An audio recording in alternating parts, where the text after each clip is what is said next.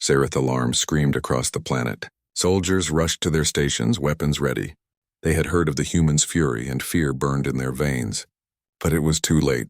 The Armada descended like a storm. Warships blotted out the sky. Drop pods slammed into the ground. Human Marines poured into the prison camps with fire in their eyes and grief in their hearts. "Find the children," they shouted. "Break every cage." The battle was fierce. Sereth guards fired their rifles, but the humans moved with unstoppable rage.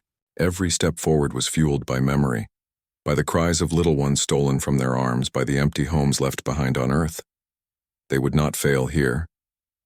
Not now. And then the cages broke. The children stared in disbelief as armored figures tore the doors apart. Soldiers dropped their weapons, knelt to the ground, and opened their arms. At first, the children hesitated. They had been lied to before, mocked, hurt. But then one small voice whispered, "Humans." Another cried out, "They came for us!" And suddenly the silence shattered. Children ran forward, clinging to the soldiers, sobbing into their armor. Little hands gripped gloves and helmets. Small faces buried themselves into chests. "Are we safe now?" one girl asked, her voice shaking. A soldier lifted her gently into his arms. His own voice cracked as he whispered back, "Always, always you are safe with us." Tears streamed down hardened faces. These were warriors who had burned empires, who had slaughtered enemies without mercy. But here, kneeling in the dust with children in their arms, they wept openly. Their armor carried scars, but their hearts carried love too strong to be hidden. The battle still raged around them, yet the rescue continued. Marines formed walls with their bodies, shielding the children as they carried them to waiting ships. Engineers turned their weapons into tools, cutting through locks, smashing gates, tearing open prisons one by one. Every child freed was a victory greater than any conquered world. Every small cry of relief was louder than the roar of cannons. The Armada bled that day. Ships were lost, soldiers fell, and the battle was costly. But none of it mattered, because when the dust settled, the cages were empty, the children were free. And when the fleet rose back into the sky, carrying them away, a message went out across the stars. It was not a threat this time. It was not even a warning.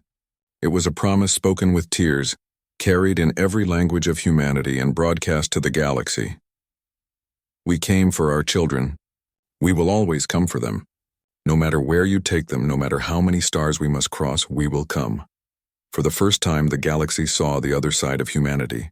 Not just fury, not just vengeance, but love so fierce it had burned an empire to ash. The war was over. The Zereth Empire, once feared across the stars, lay in ruins. Their fleets were broken, their cities burned, their prisons torn apart. Where proud governors had ruled, only silence remained, and above the ashes the human flag rose. The Armada did not cheer in victory.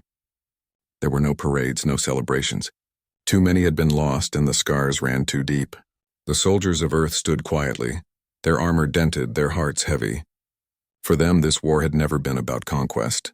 It had been about a promise. And that promise had been kept. The children were home.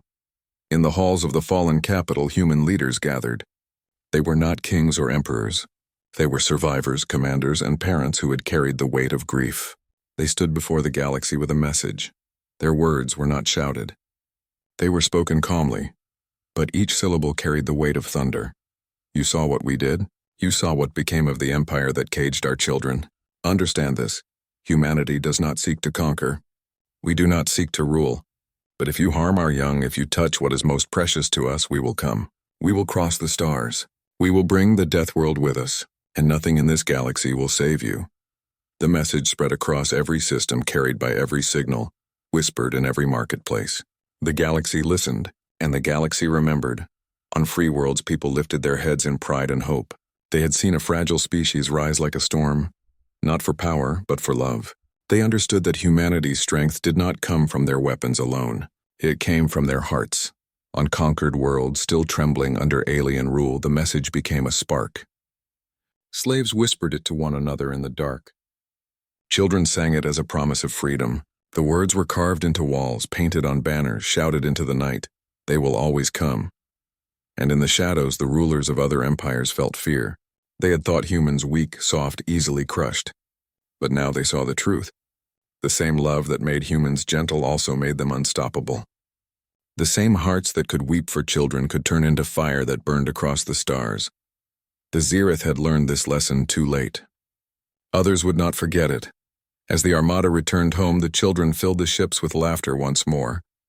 The soldiers who carried them wept quietly, some for joy, some for sorrow. Small hands held onto larger ones, refusing to let go, as if afraid they might be taken again. But they were safe now. Humanity had made sure of it. In every cradle, in every home, in every heart across Earth and its colonies, the vow grew stronger. Parents kissed their children goodnight with the knowledge that no power in the galaxy could ever take them away again. Brothers and sisters looked at one another with pride, knowing they belonged to a people who would cross the stars for love. The war was over, but the warning remained. It was etched into history, carved into the stars themselves. You may burn our cities, you may shatter our fleets, you may even kill us. But if you cage our children, you awaken a monster greater than any empire, and humanity will never stop. The Zyrith Empire was old and proud. For centuries they had spread across the stars, crushing weaker races under their iron rule. To them, conquest was routine. They believed every species was destined either to kneel or to vanish. When they first discovered Earth, they expected nothing different. From orbit, the planet looked green and fragile. Its people were scattered, its cities bright but small compared to the vast star forges of the Zereth. The humans did not have weapons equal to interstellar war. Their fleets were tiny, their defenses weak. To the conquerors, humanity seemed like nothing more than another stone to be placed under their boot. The first attack came fast. Human skies filled with fire. Cities shook as orbital bombardments turned towers to rubble. The Zereth laughed at how quickly governments fell, how easily soldiers were slaughtered. They thought it would end there, another species broken, another victory for their empire. But the Zyrith were arrogant. They were blind to what made humanity dangerous. They did not understand the fire hidden inside those fragile bodies. They did not see the strength that comes from loss. And worst of all, they made a mistake so great that the galaxy would never forget it. They took the children. Thousands of young boys and girls were dragged from the ruins of their homes, from villages, from shelters, even from the arms of their parents. The Zereth soldiers ripped them away. They locked them in cages aboard their ships, calling them specimens. To them, the children were trophies, creatures to be studied, symbols of conquest. The cries of those children echoed across the cold halls of alien prisons. Some begged for their mothers, some called for their fathers. Some were too young to even understand what had happened, and they sat in silence, clutching each other in the dark. The Zyrith thought nothing of it. To them, children were weak, useless, unimportant. They did not know what it meant to a human to see their young harmed. Back on Earth, in the ashes of burning cities, parents screamed for the little ones taken from them. Brothers and sisters fell to their knees, vowing revenge. Soldiers who had lost everything clenched their fists in fury. Humanity had known war before, but never like this. This was not a war for land or power. This was something deeper. Every survivor whispered the same words, passing them like a flame from one to another. They caged our children. It was not just a fact. It was a wound, a scar, and a promise. The Zyrith did not understand. They had crushed many species before. Some begged for mercy. Some tried to resist and failed. But none had ever sworn vengeance the way humans did in that moment. None had ever carried such grief, such rage, and such love in the same breath. The humans fell silent. Their colonies were shattered, their fleets gone, their homes burning. To the galaxy, it looked as if they were finished. Other alien races pitied them, believing their fire was gone forever. The Zyrith believed the same. They told the stars that the humans were broken, that their young were locked safely away. But silence is not surrender. Silence is the sharp breath before the scream, and when that scream came, it would shake the galaxy. The mistake had already been made. The cages were already filled with the smallest, most innocent of humankind. The parents of Earth had already sworn oaths in the dark. The Zyrith thought they had won. But in truth, they had doomed themselves. Because no empire, no fleet, no weapon, In all the stars could stand against the fury of humanity when its children were stolen. And soon the galaxy would learn, you can break a soldier, you can burn a city, but if you cage a child, you awaken a monster. The galaxy believed humanity was finished. The reports spread fast. Earth had fallen, cities were burning, and the humans were scattered. The Xyrath Empire declared victory. They announced to all species that mankind was broken, their children locked in cages, their hope gone. Many believed it. After all, the Xyrath had crushed hundreds of worlds before. No species had ever risen again once the Empire's boots pressed down. To most, humanity seemed destined to fade away, just another name in the long list of the conquered. But those who thought so did not understand the silence of Earth. Yes, the cities were in ruins. Yes, the fleets were destroyed. Yes, humanity was bleeding. But in the ashes, something powerful was forming. It began with grief. Parents who had lost their little ones cried in the dark. Mothers pressed pictures of missing sons and daughters to their hearts. Fathers stood in silence, rage burning deep in their eyes. Brothers and sisters who had seen their siblings stolen clenched their teeth until their jaws hurt. Grief became anger. Anger became unity. In hidden bases, far from the eyes of the Xyrath, survivors gathered. Some were soldiers left behind after battles. Some were scientists who had fled into the underground bunkers. Some were just ordinary people, farmers, teachers, engineers, who could not forget the faces of the children stolen away. They came together, not for land, not for wealth, not for power. They came together for one reason, to bring the children back. The silence of Earth was not weakness. It was waiting. It was planning. It was the sharp breath before a scream that would shake the stars. The survivors rebuilt in secret. Engineers who once built bridges now forged war machines. Scientists who studied medicine turned their knowledge to survival. Pilots who had lost their ships stole alien craft and painted them with the names of lost families. Every hand, every heart, every mind worked toward one purpose. And everywhere, the same words echoed. They caged our children. These words were not spoken with despair. They were spoken as an oath, a promise carved into the soul of a people. Each time the words were whispered, the fire grew hotter. Each time they were spoken, another heart turned to steel. The galaxy watched from afar. Some species pitied the humans but dared not help.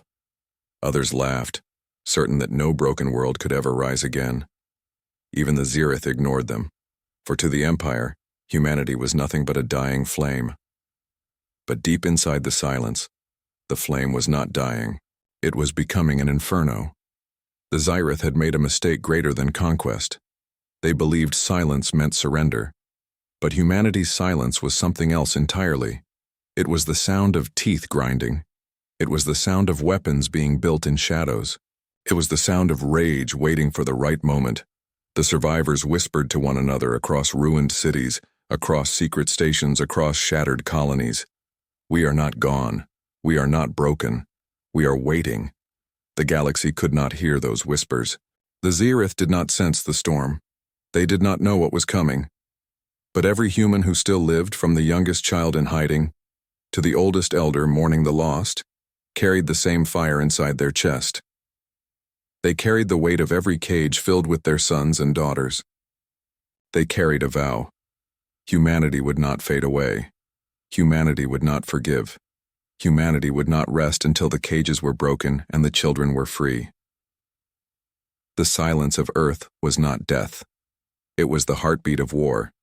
The Xyrath thought the silence meant the humans were broken, but while the Empire celebrated, humanity was rising again in the shadows. In forgotten shipyards hidden deep inside asteroid belts, sparks lit the darkness. Survivors built ships from wreckage, piecing them together with hands that trembled not from fear but from fury. Engines roared to life, their echoes carrying the sound of defiance across the void. These were not elegant ships like those of the Xyrath.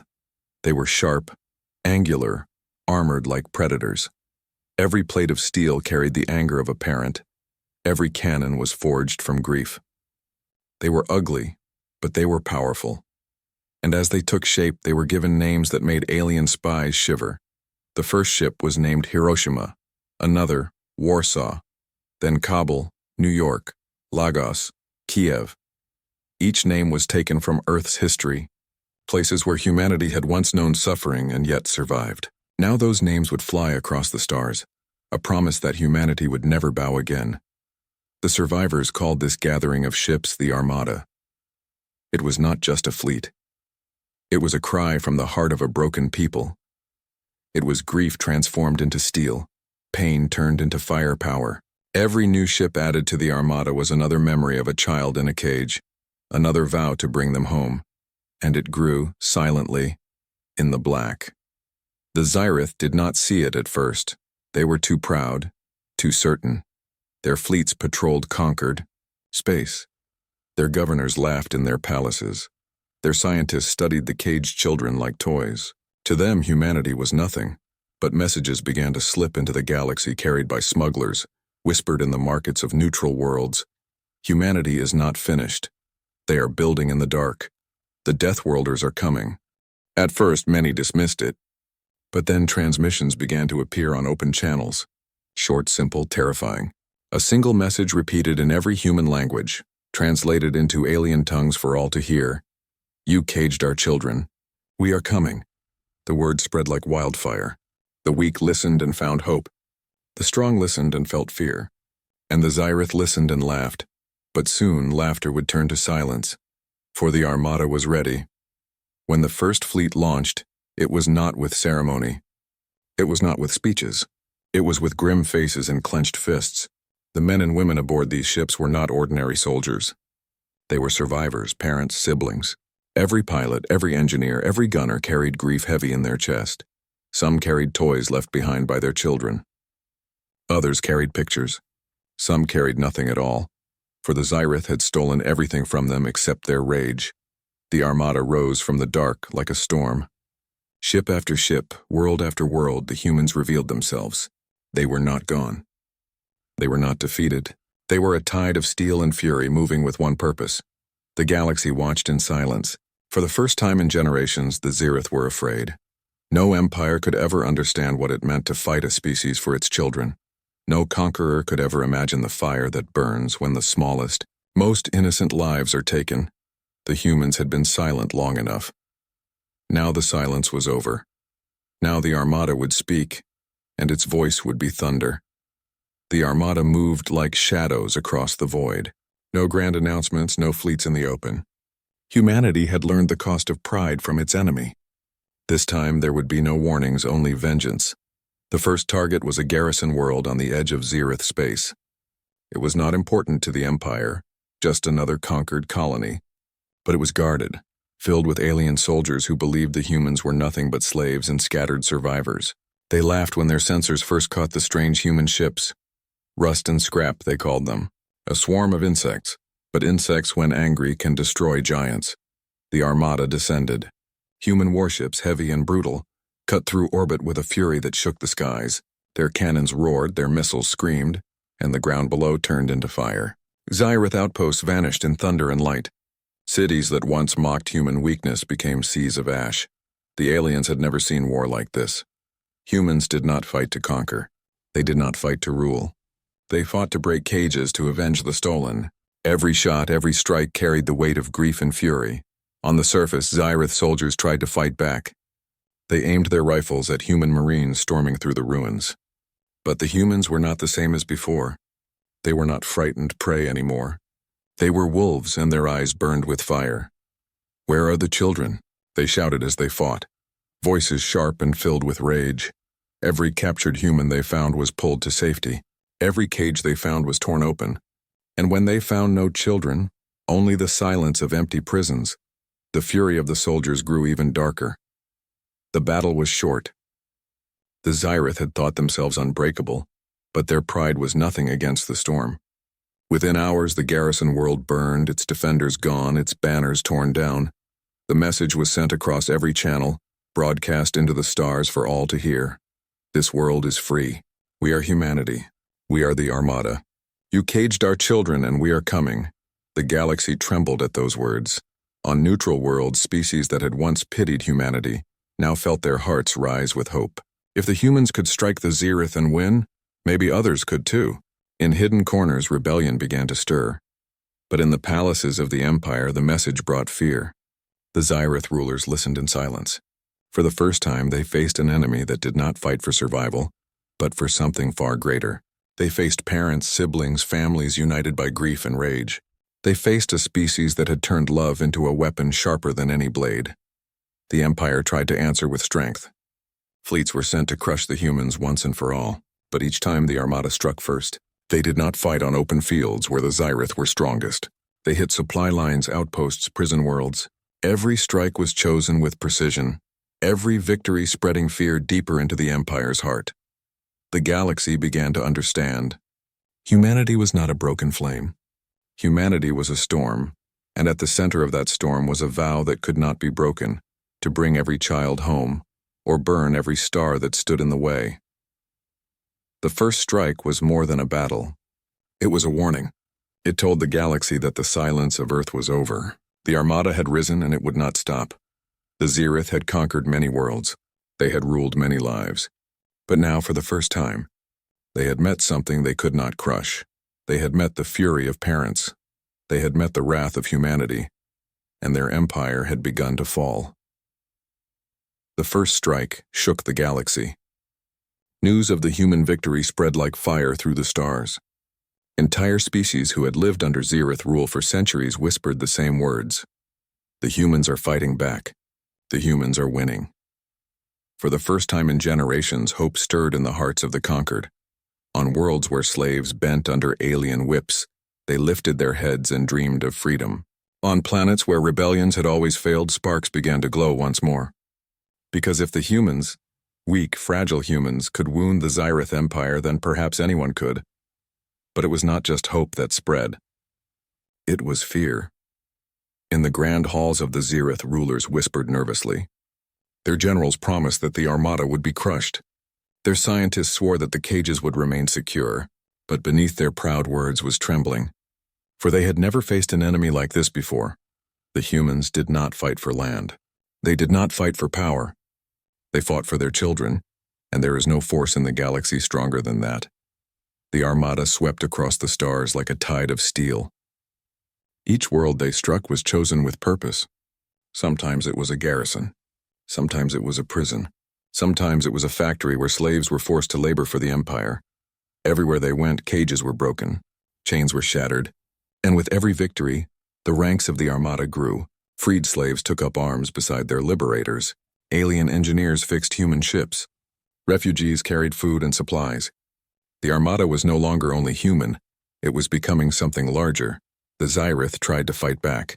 Fleets clashed in the dark void, their warships shining like falling stars.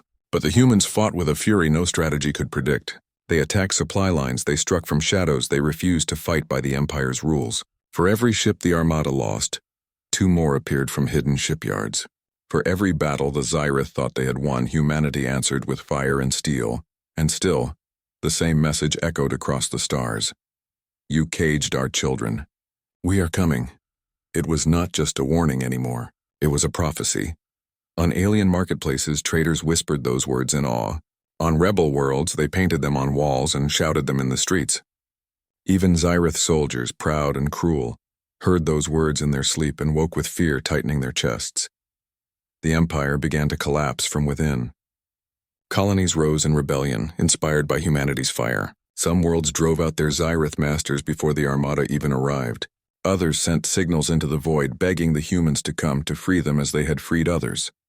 The galaxy watched as the mighty Zyreth, conquerors of 1,000 worlds, began to stumble. Their fleets could not keep up. Their governors could not control the uprisings. Their fear grew heavier each day, for they realized too late that their mistake had doomed them. It was not the humans' weapons that were destroying the Empire. It was the humans' will. A species that had once seemed fragile now stood as a storm. A people once thought weak had become the strongest force in the stars, and everywhere the reason was the same. The cages, the children, the vow of parents and families who would never stop fighting. The Empire had taken the smallest and most innocent of humanity. In doing so, they had awakened the deadliest warriors the galaxy had ever seen. And now the Empire was falling. The Armada had burned many worlds. They had shattered fleets and broken chains. But for all their victories, for all their thunder and fire, the true goal was still ahead. The children were not yet home. The prison planet of Kareth was one of the darkest corners of the Zereth Empire. Beneath its red sky stood endless cages stretching farther than the eye could see. Inside them were thousands of small faces, human children thin and pale, their eyes hollow from fear and hunger. Some had been there for years, counting time by the rising and falling of the alien suns. Some were too young to understand why their parents never came. They clung to one another, whispering songs of Earth, holding on to memories that were fading like smoke. And still, they waited. Then one night, the sky above Kareth trembled. Engines thundered. Shadows fell. The Armada had come.